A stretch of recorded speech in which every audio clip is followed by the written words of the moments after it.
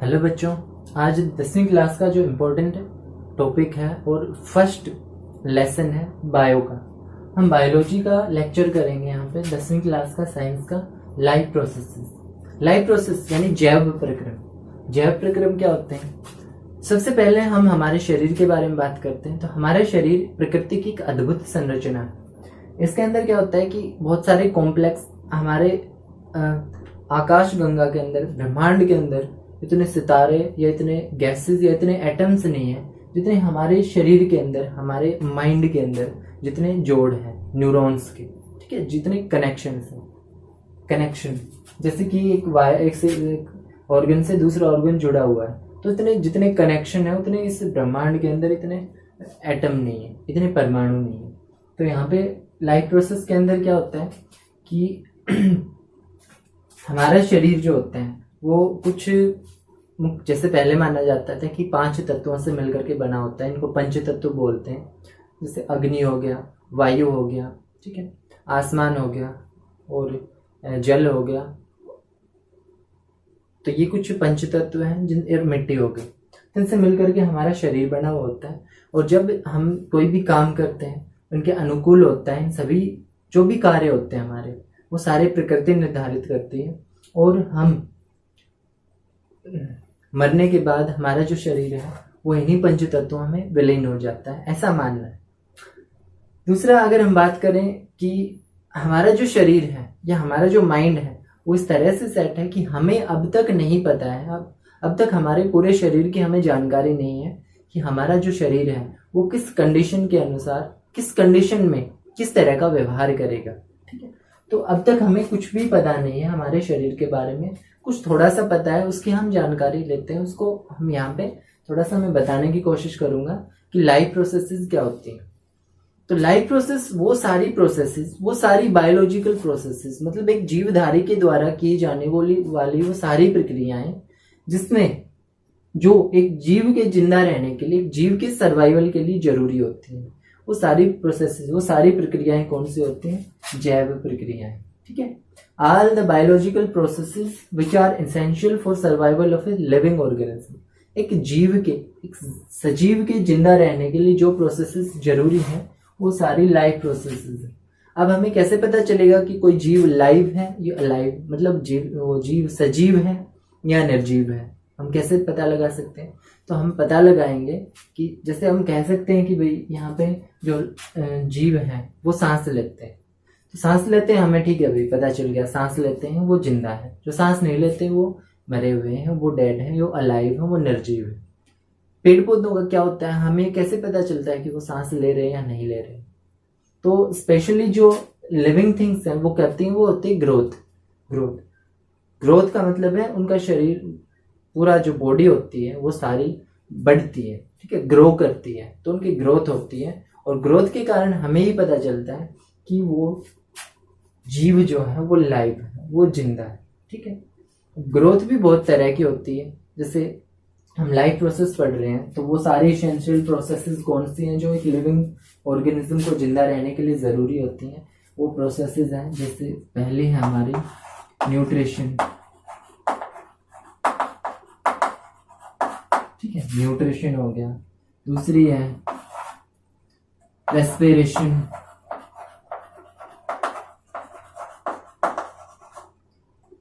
तीसरी होगी transportation,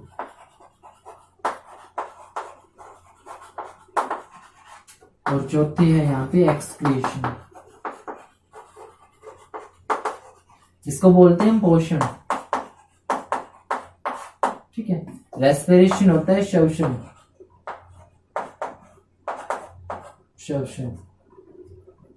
transpiration होता है परिवहन, और ये होता है उत्सर्जन।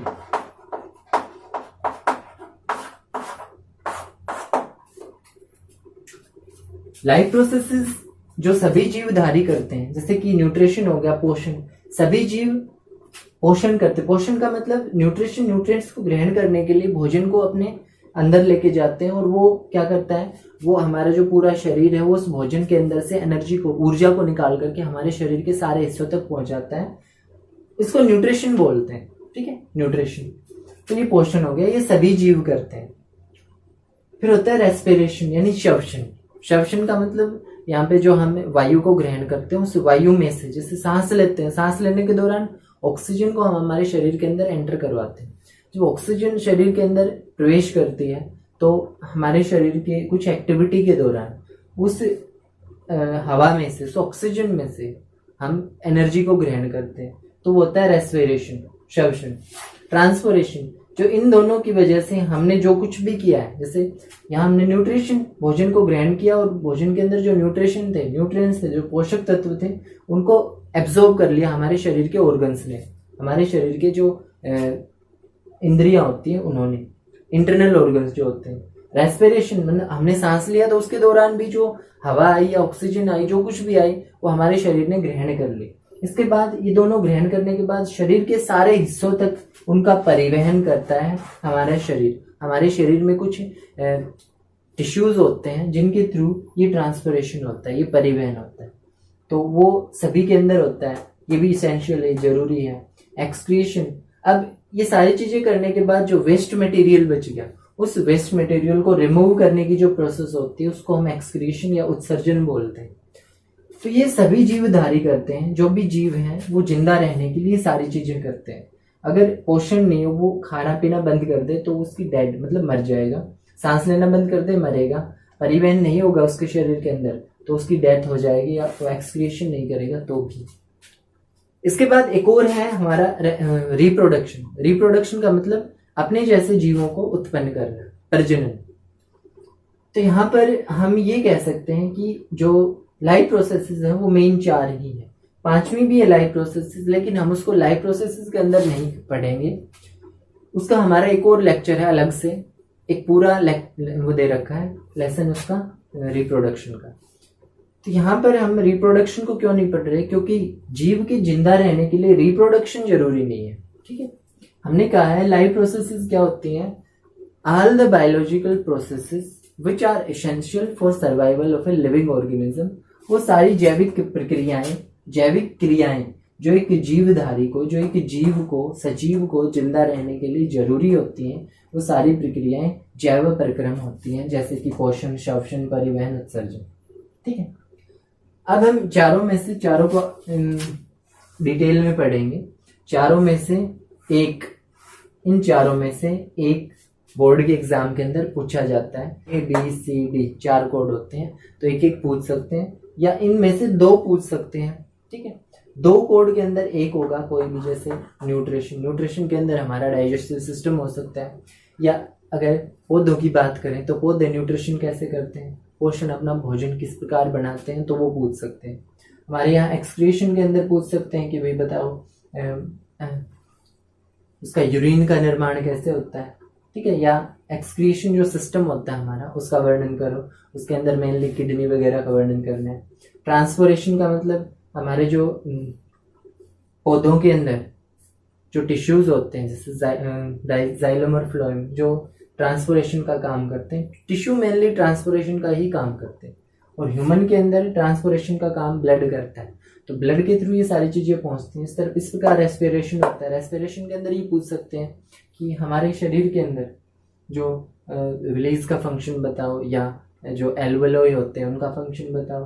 ये सारी चीजें यहाँ पे ऐसे पूछेंगे, तो ये चारों में से एक जरूरी है, या ये चारों जरूरी है, पेपर में हर बार पूछे जाते हैं। तो हम सबसे पहले करेंगे न्यूट्रिशन, उसके बाद हम आगे, जैसे यहाँ पे तो ऑटोट्रोपिक न्यूट्रिशन तक ही होगा, फिर हेटरोट्रोपिक न्यूट्रिशन करेंगे, फिर रेस्पिरेशन, ट्रांसपिरेशन, एक्सक्रीशन। सबसे पहले शुरू करते हैं न्यूट्रिशन। न्यूट्रिशन क्या होता है, पोषण। पोषण का मतलब हम जो भी बाहर से एक्स्ट्रा, जो एक्सटर्नल ईट को, भोजन को हम बाहर से ग्रहण करते हैं, ठीक है, उस भोजन को हमारे शरीर की जरूरत होती है एनर्जी की, ऊर्जा प्राप्त करने के लिए। न्यूट्रिशन की जरूरत क्यों पड़ती है, ऊर्जा प्राप्त करने की जरूरत क्यों पड़ती है, क्योंकि हम जो भी काम करते हैं उसके लिए हमारे शरीर में एनर्जी का होना जरूरी है। हम सांस लेते हैं, हम कोई भी चीज खाते हैं, हम कोई भी वर्क कर रहे हैं, हम लर्न कर रहे हैं, ठीक है, या चल फिर रहे हैं, मूव कर रहे हैं, तो सारी चीजों के लिए हमें एनर्जी की जरूरत होती है। और एनर्जी कहाँ से प्राप्त होती है? हमें न्यूट्रिएंट्स से। न्यूट्रिएंट्स हमें एनर्जी प्रोवाइड करते हैं, जैसे कार्बोहाइड्रेट हो गया, फैट हो गया, मिनरल्स, विटामिन, ये सारे क्या है? न्यूट्रिएंट्स हैं। न्यूट्रिएंट्स मेनली दो ही हैं जो कि हमें एनर्जी प्रोवाइड करते हैं, वो है एक कार्बोहाइड्रेट हो गया, दूसरा फैट हो गया। इन दोनों में से भी यदि हम ज़्यादा मात्रा में देखें कि कौन सा ज़्यादा मात्रा में एनर्जी हमें देता है, तो अगर दोनों को समान मात्रा में लिया जाए, उतनी मात्रा में कार्बोहाइड्रेट को लिया है, उतनी मात्रा में हम फैट को लेते हैं, तो दोनों में से फैट हमें ज़्यादा एनर्जी देता है, फैट हमें ज़्यादा ऊर्जा देता है, जो कि वसा होती है हिंदी में। तो बात करेंगे न्यूट्रिशन की, तो न्यूट्रिशन दो तरह का होता है। एक वो न्यूट्रिशन होता है जो अपना भोजन खुद बनाते हैं, दूसरे की जरूरत नहीं पड़ती उन्हें, ठीक है, with the help of sunlight, water, carbon dioxide, chlorophyll etcetera, इन सभी का यूज करके जो पौधे हैं, हम पौधों की बात करेंगे, वो अपना भोजन स्वयं बनाते हैं, तो उसको हम स्वपोषी पोषण या ऑटोट्रोपिक न्यूट्रिशन बोलते हैं, ऑटोट्रोपिक न्यूट्रिशन। और जो जीव इस तरह का न्यूट्रिशन करते हैं उनको ऑटोट्रोप्स बोलते हैं, स्वपोषी पोषण, ऑटोट्रोपिक,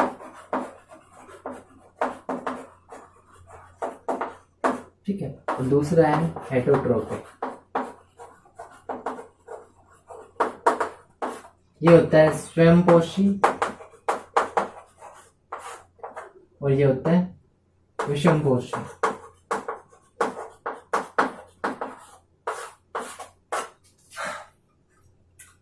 तो यहाँ पर हम आज हेटरोट्रोपिक की भी बात नहीं करेंगे, हम सिर्फ ऑटोट्रोपिक पढ़ेंगे कि स्वयंपोषी पोषण क्या होता है। तो जितने भी ग्रीन प्लांट्स होते हैं, ग्रीन प्लांट्स, उसके प्लांट्स के अंदर जो पत्तियां होती हैं, पत्तियों को हम फूड फैक्ट्री बोलते हैं, फूड फैक्ट्री, एक पौधे की फूड फैक्ट्री बोलते हैं, क्योंकि पत्तियां जो होती हैं वही भोजन का निर्माण करने में सहायक होती हैं। क्योंकि पत्तियों के अंदर होते हैं हरे रंग, और स्टोमेटा होता है, उनके अंदर क्लोरोफिल होता है, जिसकी वजह से वो हरे रंग के कारण, यहाँ पर हम स्टोमेटा की बात करें तो स्टोमेटा में ऑक्सीजन या कार्बन डाइऑक्साइड जो होती है वो उसके एक्सचेंज होती रहती है, ऑक्सीजन कार्बन डाइऑक्साइड अंदर जाती है, ऑक्सीजन बाहर निकलती है, ठीक है, स्टोमेटा के थ्रू। ग्रीन जो पिगमेंट होता है उसका हरा रंग जो होता है वो क्लोरोफिल के कारण होता है।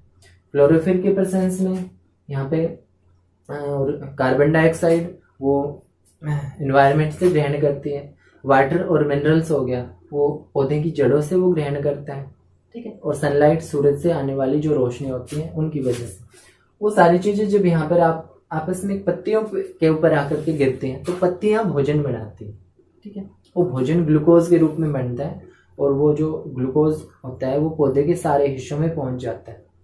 तो इस तरह के न्यूट्रिशन को हम स्वयंपोषी पोषण या ऑटोट्रोपिक कहेंगे। जैसे ये हमारा पेड़ है एक, इसकी ये कुछ जड़ें हैं,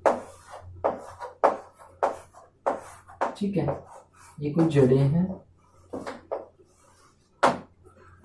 ये इतना मिट्टी के अंदर गड़ा हुआ है।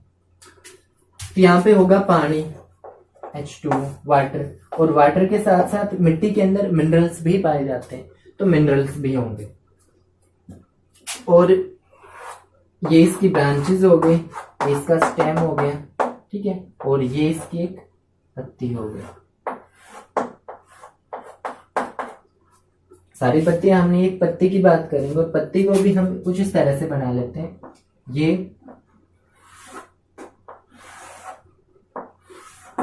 ये पत्ती हो गई,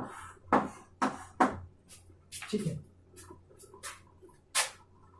अगर हम बात करें माइक्रोस्कोपिक लेवल की, माइक्रोस्कोपिक का मतलब है अगर बहुत ज्यादा माइक्रोस्कोपिक की हेल्प से देखें तो यहाँ पत्तियों के अंदर एक तो ग्रीन कलर होता है, वो ग्रीन कलर किसके कारण होता है? वो क्लोरोफिल के कारण होता है, ठीक है। क्लोरोफिल वो आगे बताएंगे क्या होगा। इसके अंदर छोटे छोटे छिद्र होते हैं कुछ इस तरह से, ऐसे। अगर इसको जूम करके देखें, जूम, तो ये कुछ ऐसा हमें दिखाई देगा, ये,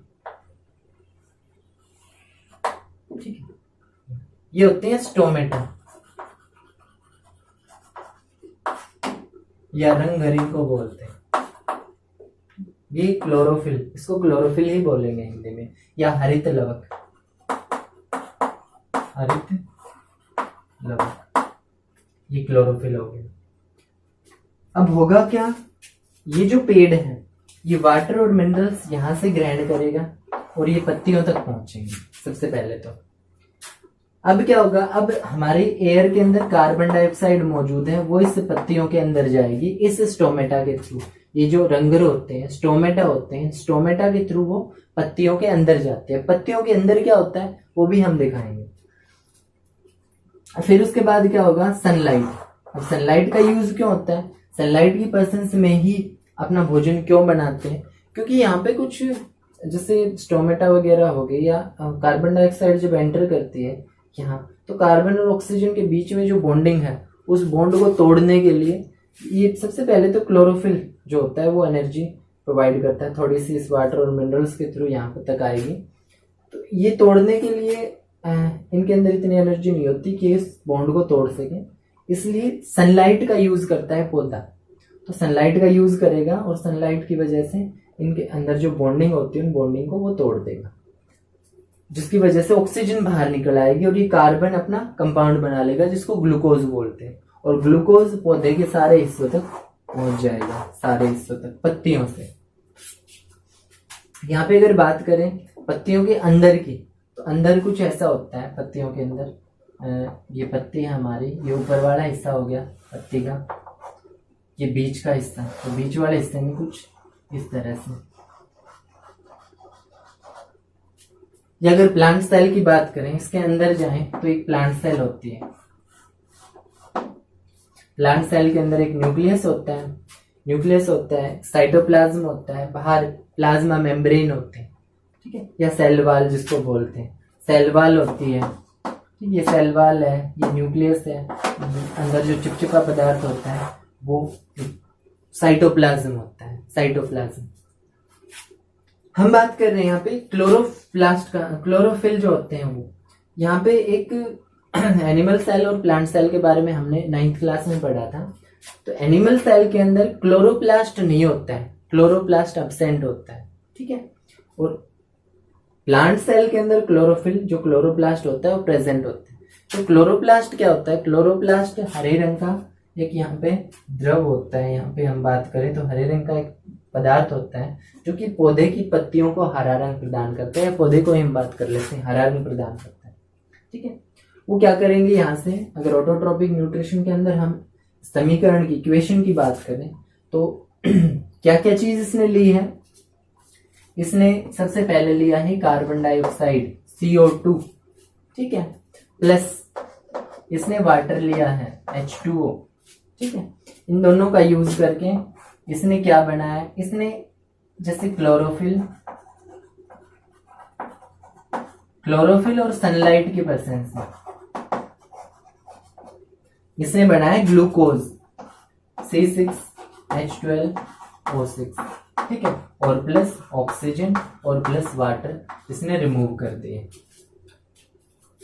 कार्बन डाइऑक्साइड, पानी और मिनरल्स यहाँ से, और सनलाइट और क्लोरोफिल की प्रेजेंस में इसने ग्लूकोज बनाया। ग्लूकोज का फॉर्मूला होता है, ऑक्सीजन इसने वेस्ट के रूप में रिमूव कर दी, इसका जो वेस्ट है, जो अपशिष्ट पदार्थ है उसके रूप में इसने एक्सक्रीट कर दिया ऑक्सीजन को और वाटर को, ठीक है। और वाटर क्या होगा, फिर वेपोरेट हो गया। यहाँ पे हमें वाटर यहाँ पे दिखाई नहीं देगा, वो वेपोरेट हो जाता है सीधा। तो ये इक्वेशन है किसकी, फोटोसाइंथेसिस की। इसको बैलेंस अपने आप कर लेना, बैलेंसिंग की बताई थी हमने किस तरह से होती है। तो हमने देखा जड़ों से पानी को ग्रहण करते हैं, भोजन बनाने के बाद, ये ग्लूकोज बनाने के बाद ऑक्सीजन और जो वाटर होते हैं वो बाहर निकाल लेते हैं। और ऑक्सीजन जो ग्लूकोज होता है वो एक वस्कुलर टिश्यू होता है फ्लोएम, उसके थ्रू पौधे के सारे हिस्सों तक ये पहुंच जाता है, ठीक है। अब एक क्वेश्चन है कि कई पौधे देखे होंगे जो कि रेगिस्तान में ग्रो कर जाते हैं या बालू रेत के अंदर जहां पर पानी की कमी होती है वहां पर भी वो ग्रो कर जाते हैं, वो बढ़ जाते हैं, वो उग जाते हैं, जर्मिनेट हो जाते हैं। जैसे कि कैक्टस का प्लांट होता है, कैक्टस का पौधा, कैक्टस का पौधा जहां पर रेतीली मिट्टी होती है या जहां पर पानी की मात्रा कम होती है वहां पर भी वो उग जाते हैं, वहां पर भी वो जर्मिनेट हो जाते हैं। तो ऐसा क्या होता है उसके अंदर, पानी की कमी उसके अंदर क्यों नहीं होती, क्योंकि हमें पता है कि जड़ों से जो पानी को ये एब्जॉर्ब करेगा तभी ये भोजन बनाएगा, जो भी ये फोटोसिंथेसिस करेगा। तो हमने ये पढ़ा था यहाँ पर कि पत्तियां पौधों के अंदर से वाटर को रिमूव करती हैं, और जो कैक्टस का पौधा होता है उसकी पत्तियां नहीं होती हैं, ठीक है, जिसकी वजह से उसके अंदर पानी की कमी नहीं होती है, और वो रेगिस्तान के अंदर या जहां पर पानी की कमी होती है उस जगह पर भी वो पौधे उग जाते हैं। हमारे शरीर की अगर बात करें, जैसे हम लाइफ प्रोसेसेस की बात कर रहे थे, तो अगर प्लांट सेल की बात करें तो जितने भी लाइव हमारे शरीर के अंदर, लाइव क्या है? लाइव तो कुछ भी नहीं है हमारे शरीर के अंदर, जीवित चीज तो कुछ भी नहीं है, क्योंकि जितनी चीजें बनी हुई हैं यहाँ पे वो सारे निर्जीव हैं। जैसे क्लोरोप्लास्ट निर्जीव है, ठीक है, न्यूक्लियस निर्जीव है, यहाँ पे साइटोप्लाज्म की बात करें वो निर्जीव है, और सेल में जो मेम्ब्रेन है या जो सेल वाल है वो क्या है? वो भी यहाँ पे निर्जीव ही है। ये सारी चीजें इस प्रकार संगठित हैं, इस प्रकार जुड़ी हुई हैं कि हमें ऐसा लगता है कि वो लाइव है, ठीक है, लाइव। जैसे गेम की बात करें कि जैसे यहाँ पे हमने एक बॉल किसी तरह से डाली, इस तरह से मारी, तो हमने क्या काम किया? उसको सिर्फ स्टार्ट करके छोड़ दिया।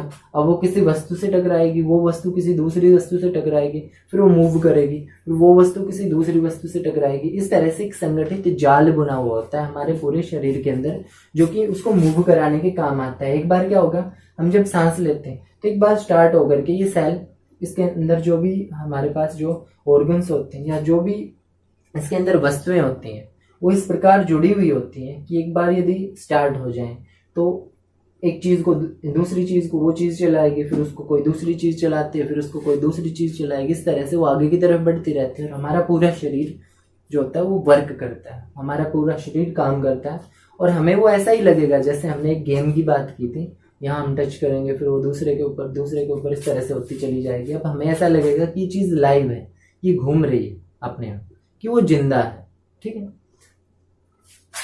तो ये है ऑटोट्रोपिक न्यूट्रिशन कैसे होता है, किस प्रकार पत्तियां होती हैं, पत्तियों के अंदर क्या होता है, सनलाइट का यूज क्यों होता है, कार्बन डाइऑक्साइड कहाँ पर जाती है, कहाँ पर मिलती है, क्या क्या प्रोडक्ट हमें मिलते हैं, क्या क्या रिएक्टेंट्स होते हैं, किस किस की प्रेजेंस में ये ग्लूकोज बनाती है, और ग्लूकोज किस टिश्यू के थ्रू कहाँ कहाँ पर जाता है। सारी चीजें हमने पढ़ी है। अब आगे के लेक्चर में हम पढ़ेंगे कि हेटरोट्रोपिक न्यूट्रिशन क्या होता है। उसके अंदर हम मेनली डाइजेस्टिव सिस्टम की बात करें, हमारे शरीर के अंदर हम जो भोजन खाते हैं वो कहाँ कहाँ से होकर जाता है और कहाँ तक पर एब्जॉर्ब होता है, कहाँ पर पूरे तरीके से एब्जॉर्ब होता है, कौन सा हिस्सा कौन सा जूस सेक्रेट करता है।